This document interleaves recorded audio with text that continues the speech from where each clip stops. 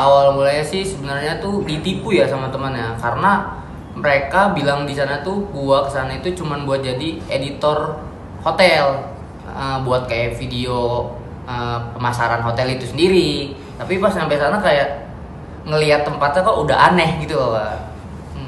Itu kapan tuh? Itu awal berangkat tuh Juni, Bang. Juni tahun 2024 tanggal 27 Juni. Iya, itu awal berangkat ke sana sih. Merasa keanehannya itu apa aja sih?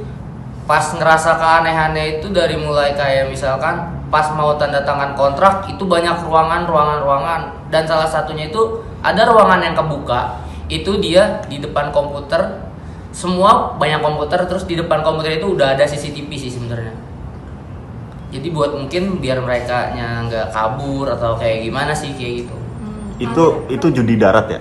Itu judi darat di sana karena banyak judi daratnya juga, karena di sana tuh di Kamboja sendiri itu perjudian itu bisa dibilang legal sih. Ya. Terus ternyata Febri kerja apa di sana?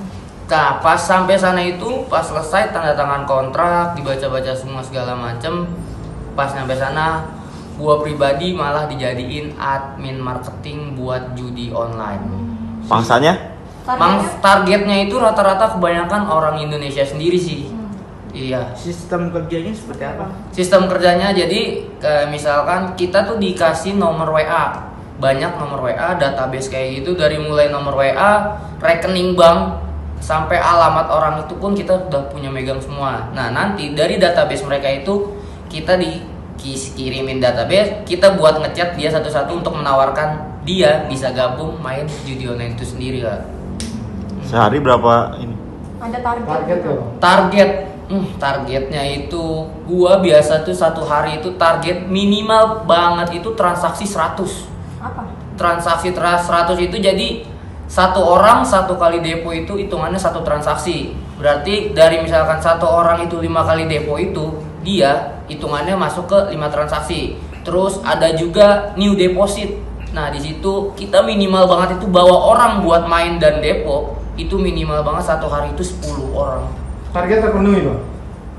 Alhamdulillah kalau gue pribadi buat kerja keras seperti itu sih gue penuhin, karena gue nggak mau banyak sampai terjadi hal-hal yang aneh-aneh sih menurut gue pribadi. Artinya memang kalau ada yang nggak terpenuhi ada sanksi atau banyak sanksi yang didapat sebenarnya. Buat di sana tuh banyak sanksi yang didapat, seperti misalkan buat gue pribadi itu yang gue dapet itu tekanan mental dengan cara gue dikata-katain, kata-kata hewan, semua segala macam itu masuk ke gue. Oke lah dia nggak main fisik ke gue, tapi mental gue dihajar habis-habisan sama dia. Yang terburuk apa, Bang? Kan ini sempet tepatnya ada yang banyak juga tuh sebenarnya di sana tuh kayak yang jual organ segala macam, bahkan sampai disetrum itu. Nah kalau menurut gue pribadi, pengalaman gue ada salah satu teman gue yang kena setrum kayak gitu, itu dia main.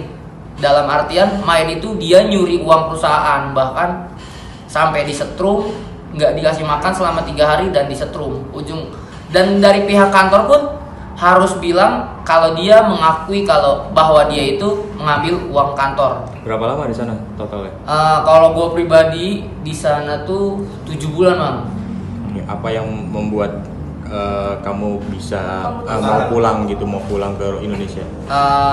Kalau gue pribadi nggak kuat dan buat pengen cari cara buat bener-bener pulang tuh gue harus bener-bener nabung, kerja bener-bener keras, dihajar. Bahkan sistem kerja gue pun di sana itu 12 jam. Kalau gue mau lebih dari 12 jam itu terserah, dibebasin dari pihak perusahaan, bahkan nggak dapat uang tambahan segala macem. Jadi cara buat pulang tuh gimana?